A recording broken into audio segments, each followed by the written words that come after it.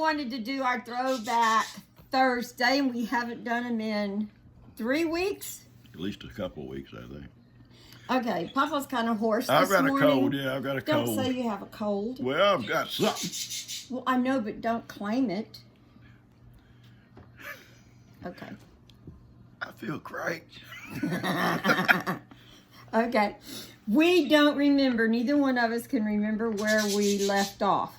And I think is it our wedding or our honeymoon. No, we got through the honeymoon. I think as far as we got. No, we had. No, we told about killing flies. Yeah, and our pets. And having a contest of killing flies. Kill flies for contest. And I don't know if we talked about moving into Mr. Griner's. Yeah, I think you told her about he had a daughter, little daughter, real cute. That had a duck. Had the duck. And so you told about that boy rubbing that girl's leg. Yeah, so I think we're up to having Kim. I think we're up to having Kim. Okay, so. I think we'll start with Kim. Okay. So, when Kim was born, my mom and my little brother, Randy, flew out to North Carolina so she could be with me. That's her first granddaughter. Yeah. And, well, we had her first, didn't we? Before they come after she was born. No, Mother was there. You sure? I'm positive, because we used to play canasta with Randy and everything. How could I forget your mom being there? Yeah. And this is kind of funny because I loved French fries more than anything. And Mom had fixed dinner that night, and I sort of went into labor, but I didn't want to leave my French fries.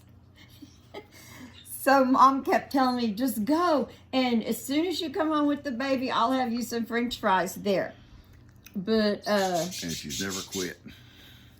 I've never quit eating French fries. I don't eat French fries now. When I have French fries, I get a baby pack. Yeah. Yeah, I'm doing good. But what about that large pack I get on the way to get Lex? I eat very few of them. Someone eats them. The dogs? Kitty and, I don't know. Kitty and Woody might eat them. It may have been. I don't know. Okay, I can tell you about when I was in labor. That ought to be exciting because it was a military hospital. Yeah, a naval base hospital there. Well, naval base, not Marine Corps base, but naval hospital. But back then, I don't know about now, they kind of run them through like cows, you know. I mean, they had a bunch of ladies there fixing to have babies, a bunch. I'm talking about a bunch. I think Kim was. There was 9 babies born the night that Kim was born. Yeah, before midnight. Yeah. Yeah, before midnight. 9. A lot of activity on Marine Corps bases. So I had no idea at all. I can't see myself here, or one way I'm going to be sideways. You're fine. You're fine. Okay, well, I knew nothing about having babies. I was had a very sheltered life, I guess. I wasn't. Well, you don't have to be sheltered not to know about how to have a baby if you haven't never had one. Okay. Well, this is what happened with me. I had no pain, but everybody was screaming. All these other 8 women were screaming. So I started screaming, ah! It's like that. And they said, honey, are you in pain? I said, no. It was so stupid. It was so stupid. And I remember I was kind of out after she was born, but I can remember somebody talking about a baby being born with 2 teeth. And then I thought, that's just a dream. So anyway, when I woke up, I asked the nurse, I said, I had this dream there was a baby born with 2 teeth. And she said, no, ma'am, that's him right across the hall. He was born with 2 teeth. I thought, wow. But Kim had the most sparkling blue eyes and the jet blackest hair. And all the nurses would come from all over the hospital and say, we heard about the baby with the black hair and blue eyes, and we just wanted to see her. And she was a beautiful baby. Yeah, very cute. But that's my first experience with childbirth. Wasn't too hard, so I didn't mind having that second one. But who knows, Lester was going to be like a 10-pound baby, so Yeah. Then you had a reason to scream. That was a totally new experience. Anyway, we took the baby home, and Mom stayed with us for about a week, and it was very hard not having, you had to call long distance to talk to Mom, and my mom worked, so when I called, she couldn't always talk. And I don't think we had a phone, did we? At that time, we had to go to a payphone. Yeah, I think we went to payphones, yeah. If I needed anything, it was better for me to call my grandmother because she always had time to talk. So anyway, Kim never slept, and I didn't know what to do about that. And I would sit on the edge of the bed at night just praying, Lord, let this baby sleep. Because I have always been one, even as a teenager, I had to have my sleep at night or I couldn't function. So that was really rough. But anyway, we made it, and she was probably about 3 months old, and she finally started sleeping all night, and that was such a blessing. There was, we had our pets, it was our babies. They were a lot easier than Kim. Yeah. They were a lot easier. You could even housebreak them easier, Yeah. The worst thing about Kim is we would go for drives on Sunday afternoons all the time we had off. If I didn't have to work that weekend, but we'd go for drives, or even when we'd come home on that one trip we made, or 2 trips, but she was fine driving until you come to town. When I would get more nervous in these towns, I don't like city driving to start with. That's when she would perk up and start crying or pitching a fit. Because we didn't have an air-conditioned car back then. That was 50-something years ago. Yeah, you had windows, baby. Put the window down. Yeah, but when you stop at stoplights and it gets warm in the car. So we made our first, she was born in December. We made our first trip to Texas about March. So yeah. Anyway, when everything's fine on the open road, the baby sleeps. It's only normal that when they get to the city and you start stopping and going again and the air stops flowing, it's only normal that she wake up. And my worst fear was her having warm bottles.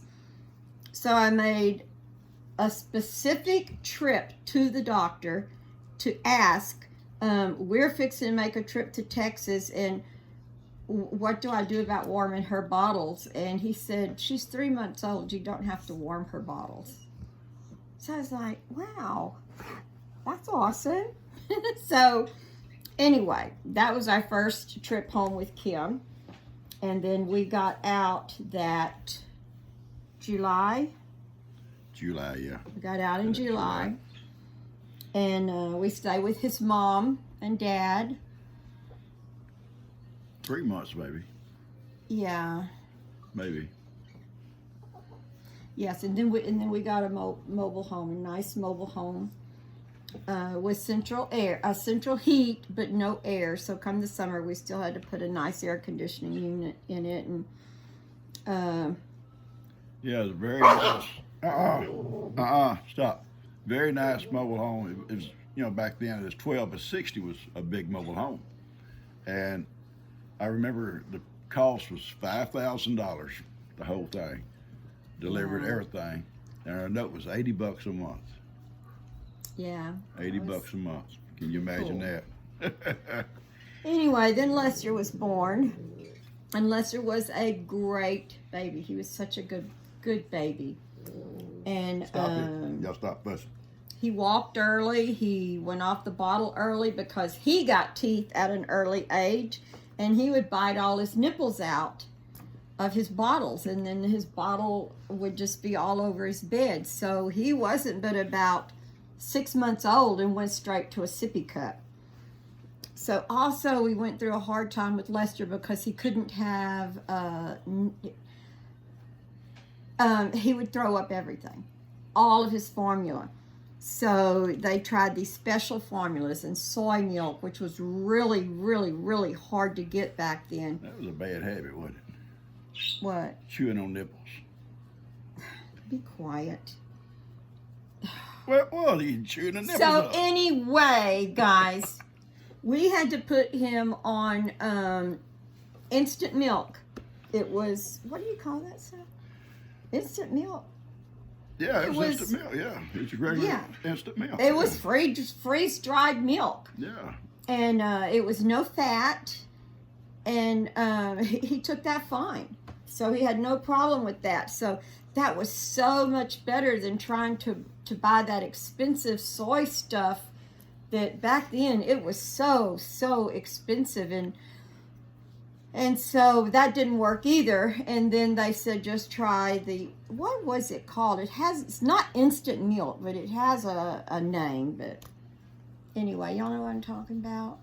It's crystals and you mix it with water. And he went to town on that. So. I can't remember the name of it. It's like Carnation Instant Milk, I guess. I guess that was the name of it, baby. Maybe it was. I'll have to look that up. Sounds good to me. That's going to bug me all day. So anyway, then Tina was born 15 months after Lester.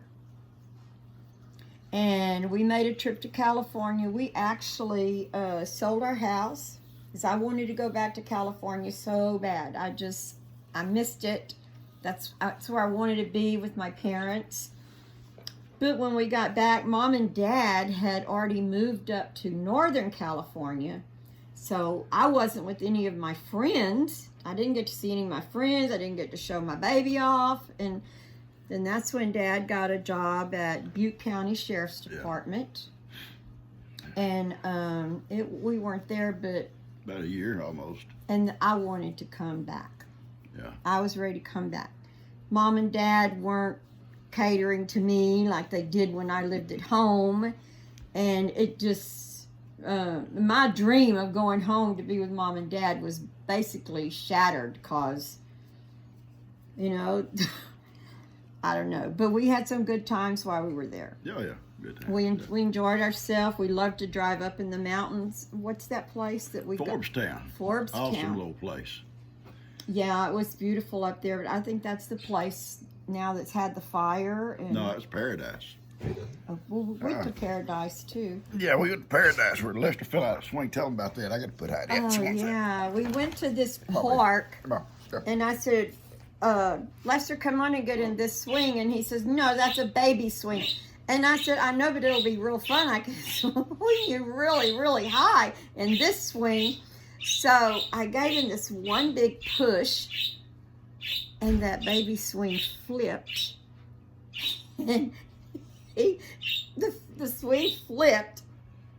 So every time the swing would come back, he was dragging on his head. All I could do was laugh. That might be the problem now with Lester. Maybe so. All I could do was laugh. And I couldn't catch him. But that will show y'all my real personality. I can't catch him. Yeah, it was like a baby seat where they don't fall out. Yeah, and he didn't fall out. They just fall out. Flipped. And he was stuck in there. Anyway, we finally got him, and he was mad. He said, I told you I didn't want to get in the baby swing. I don't know. He was 2 or 3 then, talking pretty good, but it was pretty funny. So then when we got back to Plum Grove, it was beautiful up here on the hill, and I was so happy to get back, and we built a long house. They call them a shotgun house. Shotgun house.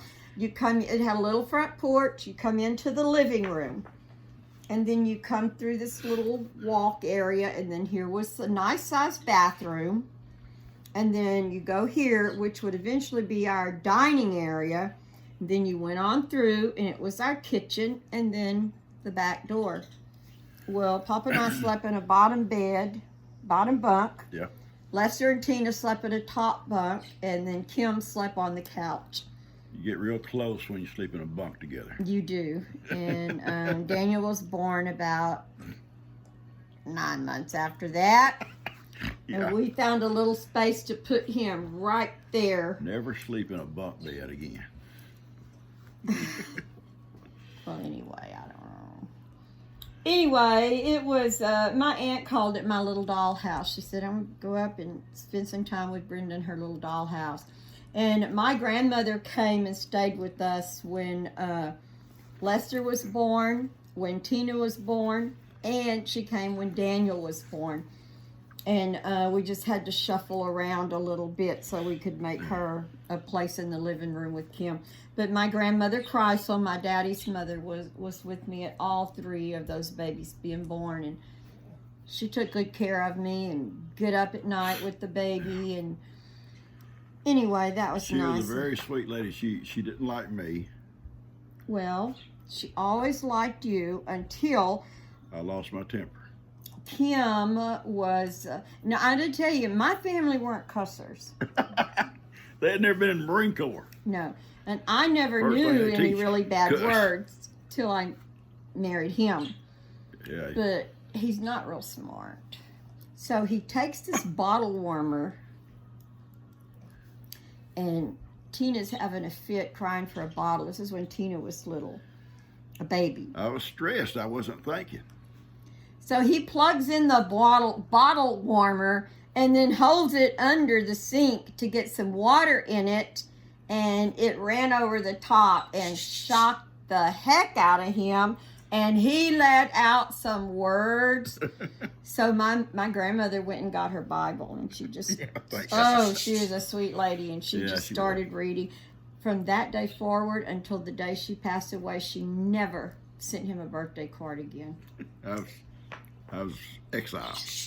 Yeah, and if I would ever call her and say, "Mama, G made me so mad. We had this big argument," she said, "I told you so."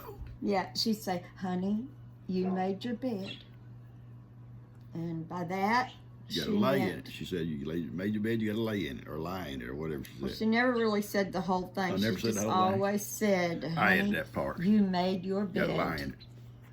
And I think, yes, I did. You know, God sent him to my front door, so I better find a way to get over this little spat. But that's where we went when the kids got older and said, "Get in the car, we're going to Koontz." We'd always go to my grandmother's. And she's always happy to see us come, but she made chicken salad sandwiches. And I don't know, basically, bless her heart, that's what she lived on. She loved chicken salad sandwiches. And when Lester got older and I said, "Get in the car, we're going to Koontz," he said, "I'm not going. I'm not eating any more of those chicken salad sandwiches." So I guess I kind of grew up on that day. So then we didn't run to Mama's anymore. We just went for our Sunday visits. But one of the last times I saw my Mama, she'd been to church. And we got there, about 12-ish, I guess. Yeah. She comes walking down the road, and she's got on red heels and carrying a red purse and coming home from church. Yeah. And I loved her. I had good grandmothers. Funny thing about her, at her funeral, a guy that lived close by now and then would give her a ride if she wanted to ride, if it was bad weather or whatever. And I remember him saying, she always offered him money. He wasn't going to take no money, just giving her a ride home. So one day he gets home and she stuck $1 down in the seat back there where she sat. Every time she'd ride with him, she'd stick $1 down in the seat. So she was a dear, dear lady, and she sold cards, greeting cards, to make extra money. And she had one of her little greeting card boxes that she taped all up, and then she cut a hole in the top, and she wrote tithe. And I think the greeting card sold for like $1 a box. And she never went home without change. Or if she sold, $1, just one box of cards, she'd change that $1 and she'd put 10 cents into her tithe box. Yeah. She never gave to foreign missions, but she always gave extra to home missions. She said she believed in taking care of everybody at home first. So she was an awesome lady, and I still remember waking up from naps and not knowing where she was, and I'd go, "Mama," and she'd go, "Woo," and she'd be somewhere out around the barn, always doing something. Anyway, she was great. She was a great grandmother, and my kids did get to, she was there when they birthed, and they were all there when she passed away. Yep. So, I don't know. That doesn't really have anything to do with kids. Kids, yeah. Well, and I've got pictures of her and my grandpa. And my grandpa had a twin. His name was Uncle Willie. It was Roy and Willie. And then my daddy was a junior. So it makes you sad when you start thinking about your grandparents. Oh, yeah, I do too, yeah. You think back on your grandparents, look at all the good times you had with them, all the stuff you learned from them. My mama would say, it was one day a week that we always cooked. Big meal for my Uncle Bubba. It's still that way. 1 meal a week. Mama would cook 1 meal a week. That's what a big meal. Well, that's she always what you cooked. cook, maybe 1 meal a My week. mama cooked every day. But on this one day of the week, they would open up the big dining room. Woody, stop. And with the lace tablecloth. And it was like, oh, everybody was so excited because Aunt Bonnie was coming. This is when Uncle Bubba was dating my Aunt Bonnie. I'll get it for you. Oh my gosh, she was so awesome. She was beautiful. She had short hair, and she would dab her mouth like she ate with one hand in her lap, and she would just dab her mouth. I thought she was the most awesome person in the world. I had never seen anybody That's the way we do it. with that much poise.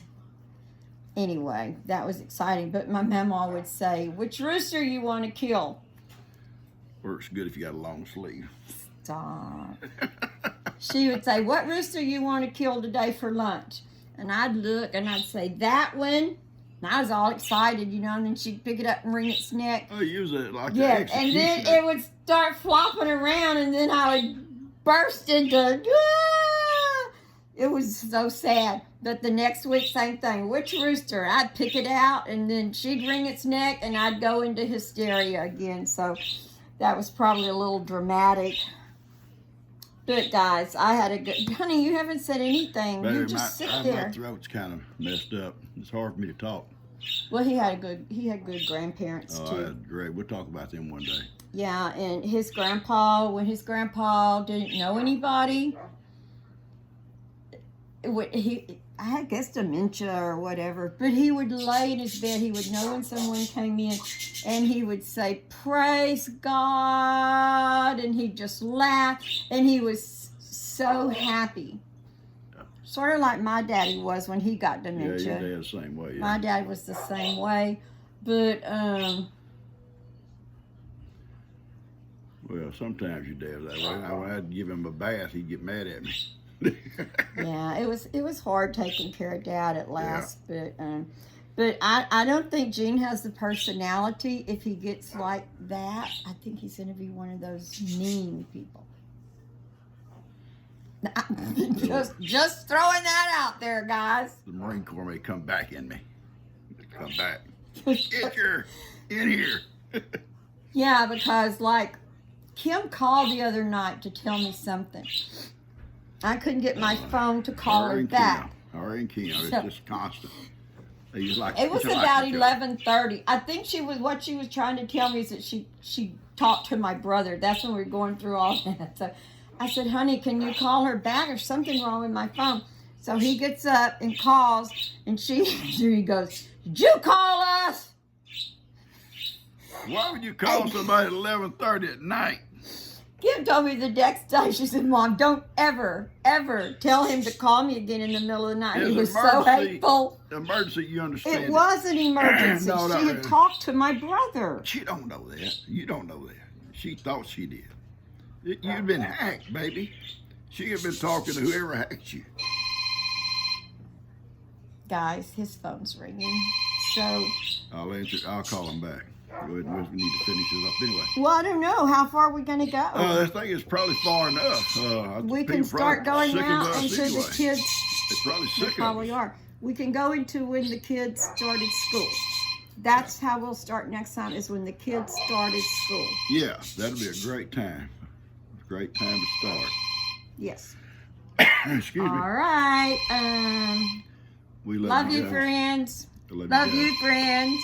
Y'all take care. Okay, bye. What do you want to say bye? Woody, Bye, Woody. say bye. Bye, Woody. Excuse me.